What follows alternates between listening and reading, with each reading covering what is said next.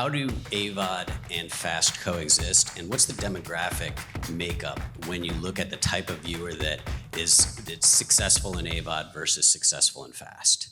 And we can just kind of go through all these. I try to pick ones that all panelists can kind of have a perspective on. Yeah, I mean, I'll answer it from our perspective. I don't really see a difference in how we present a product from FAST to AVOD. I think AVOD is, from a video on demand perspective, is just one layer deeper than an EPG, right? An EPG, it could be a tile in a carousel that is an app. It's just an entry point that you start watching video right away. If you look at our apps, the first thing that you see when you go into our apps, our AVOD apps, is an EPG. And video starts playing right away. It's too hard for people to find video. Make it easy. And that should create your differentiation, and your differentiation should be not at all. You should just be able to start watching content as soon as you turn your TV on.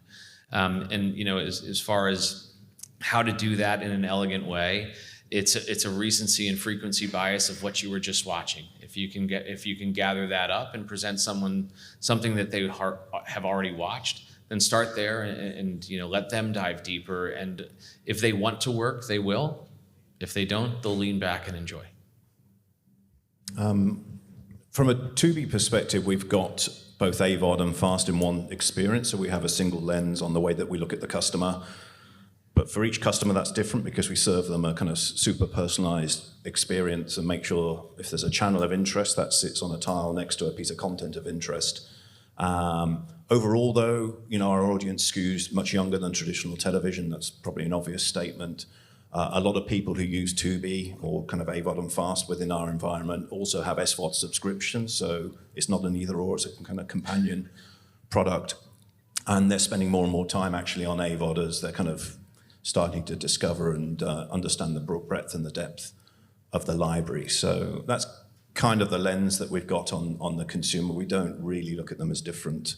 They're different formats, but they kind of surface within the same consumer experience.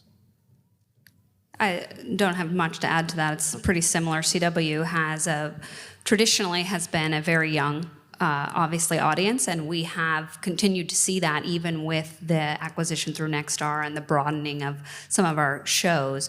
We continue to over-index on a very, very young, and we expect to continue to see that across the platforms, that we're going to carry our audience with us. And so it shouldn't really be a huge difference. They said they may have a different ad experience, there may be a slightly different personalization inside, but you're gonna find your audience wherever they are. I'm going to quickly round that up. Again, I can't say much more other than FAST, I think, is an evolved form of AVOD. In terms of demographic differences, what we've seen is that FAST is closer to network television in age and gender. AVOD is not. AVOD markedly skews younger and more gender balanced. So, and I'm assuming that's what you meant by demographic, right?